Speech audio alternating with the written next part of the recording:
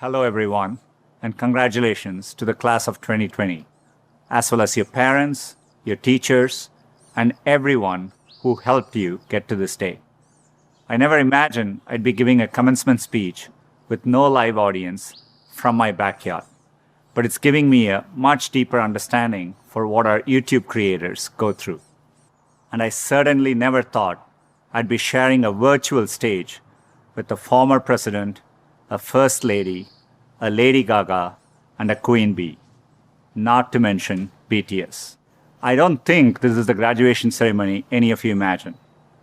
At a time when you should be celebrating all the knowledge you've gained, you may be grieving what you've lost. The moves you planned, the jobs you earned, and the experiences you were looking forward to. In bleak moments like these, it can be difficult to find hope. So let me skip right to the end and tell you what happens. You will prevail. That's not really the end of the speech, so don't get too excited. The reason I know you'll prevail is because so many others have done it before you. 100 years ago, the class of 1920 graduated into the end of a deadly pandemic. 50 years ago, the class of 1970 graduated in the midst of Vietnam War. And nearly 20 years ago, the class of 2001 graduated just months before 9/11. There are notable examples like this. They had to overcome new challenges, and in all cases, they prevailed. The long arc of history tells us we have every reason to be hopeful. So, be hopeful. There is an interesting trend I've noticed. It's very conventional for every generation to underestimate the potential of the following one. It's because they don't realize that the progress of one generation becomes the foundational premise for the next. And it takes a new set of people to come along and realize all the possibilities. I grew up without much access to technology. We didn't get our first telephone till I was 10. I didn't have regular access to a computer until I came to America for graduate school. Under television, when we finally got one, only had one channel. So imagine how awestruck I am today to be speaking to you on a platform that has millions of channels. By contrast, you grew up with computers of all shapes and sizes. The ability to ask a computer anything, anywhere, the very thing I've spent my last decade working on, is not amazing to you. That's okay. It doesn't make me feel bad. It makes me hopeful. There are probably things about technology that frustrate you and make you impatient. Don't lose that impatience. It'll create the next technology revolution and enable you to build things my generation could never dream of. You may be just as frustrated by my generation's approach to climate change or education. Be impatient. It'll create the progress the world needs.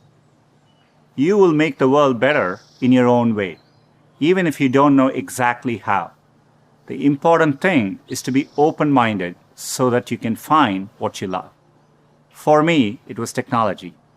The more access my family had to technology, the better our lives got. So when I graduated, I knew I wanted to do something to bring technology to as many others as possible. At the time, I thought I could achieve this by building better semiconductors. I mean, what could be more exciting than that? My father spent the equivalent of a year's salary on my plane ticket to the US so I could attend Stanford. It was my first time ever on a plane. But when I eventually landed in California, things weren't as I had imagined. America was expensive. A phone call back home was more than $2 a minute, and a backpack cost the same as my dad's monthly salary in India.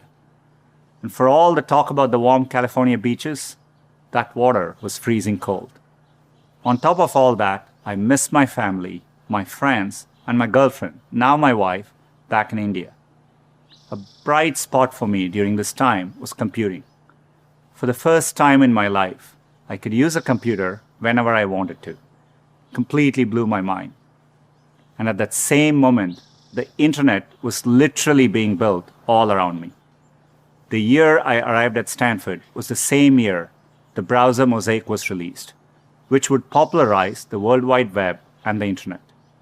The summer I left was the same summer that a graduate student named Sergey Brin met a prospective engineering student named Larry Page. These two moments would profoundly shape the rest of my life. But at the time, I didn't know it. It took me a while to realize that the internet would be the single best way to make technology accessible to more people. And as soon as I did, I changed course and decided to pursue my dreams at Google.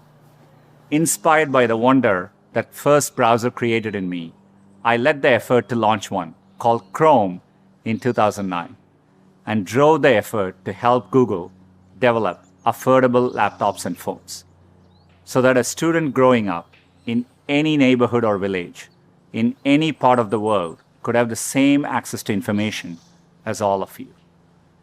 Had I stayed the course in graduate school, I'd probably have a PhD today, which would have made my parents really proud, but I might have missed the opportunity to bring the benefits of technology to so many others. And I certainly wouldn't be standing here speaking to you as Google CEO. Believe me when I say I saw none of this coming when I first touched down in the state of California 27 years ago. The only thing that got me from there to here, other than luck, was a deep passion for technology and an open mind. So take the time to find the thing that excites you more than anything else in the world, not the thing your parents want you to do, or the thing that all your friends are doing, or that society expects of you. I know you're getting a lot of advice today, so let me leave you with mine. Be open, be impatient, be hopeful. If you can do that, history will remember the class of 2020, not for what you lost, but for what you changed. You have the chance to change everything. I'm optimistic you will. Thank you.